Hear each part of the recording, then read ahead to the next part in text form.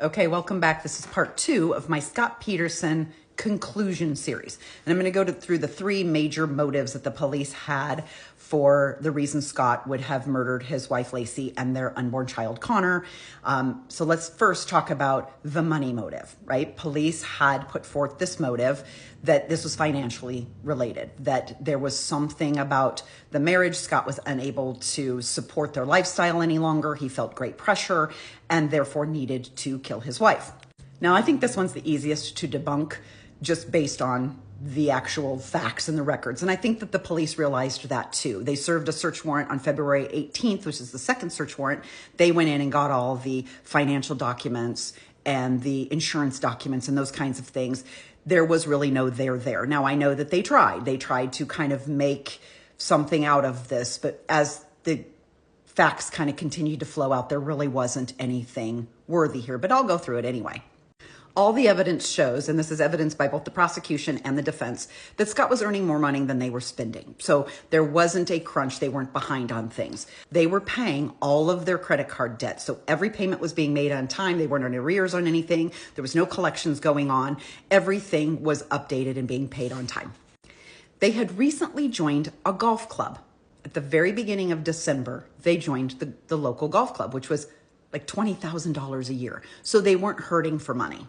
Even though the police, mostly Brokini, tried to put forth the story that Scott might be embezzling money from his company or that the company was in some sort of financial situation and Scott was either going to take a hit for it or Scott was part of the reason, like he was manipulating, cooking the books, doing something. All of that proved to be unfounded. The company, any financial problem that the company had would not have filtered down to Scott anyway, but Scott was an upstanding employee. He wasn't doing anything to take money from his company. He wasn't defrauding them in any way, shape, or form. He wasn't doing anything stealing, none of that. Some people say that Scott needed more money because he wanted to support his lavish lifestyle with his mistress, Amber. So let me just quickly walk through this again, just as a reminder. Scott and Amber had 4 dates. On the first date, he was on a business trip. So the restaurant they went to and the hotel they stayed in was paid for by his company because he was on business. She just was along for the ride. So that was already credited back to the company. The only thing he paid for that night was the champagne and the strawberries, which he brought with him.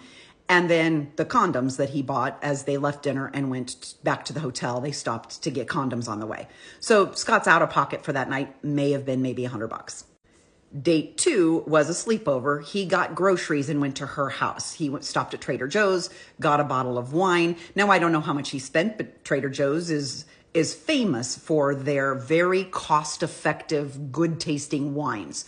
So he gets a bottle of wine, he gets some lasagna that needs to be heated up in the fridge. My guess, $40 worth of groceries. They spend the night at Amber's. They don't go out, so there's no expense there.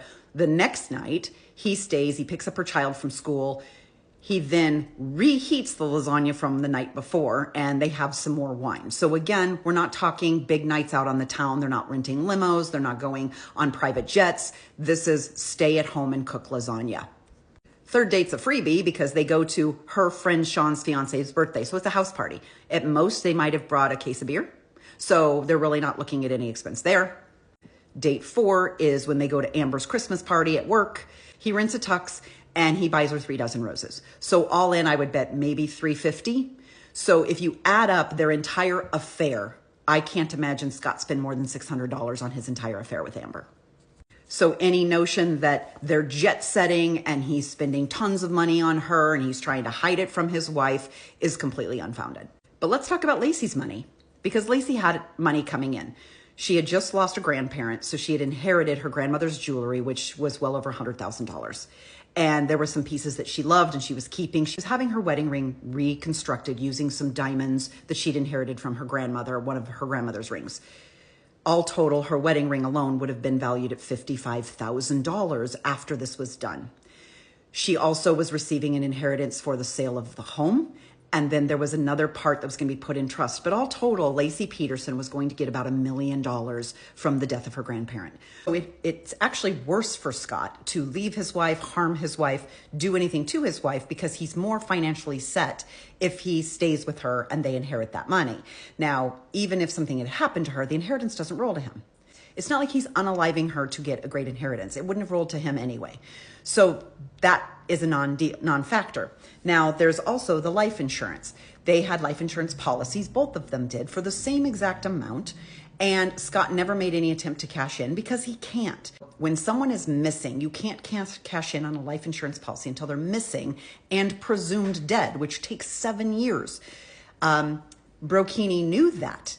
But that didn't stop Brocchini from lying to Scott's family, from going to Lacey's family, Scott's family, and all of Scott's friends, even like calling up his friends and being like, oh, your dude killed her for the money.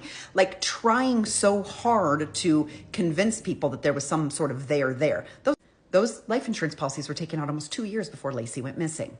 And then there's some question about the sale of the home, that Scott must have been desperate for money because he was trying to sell their house. Actually, Lacey was trying to sell their house.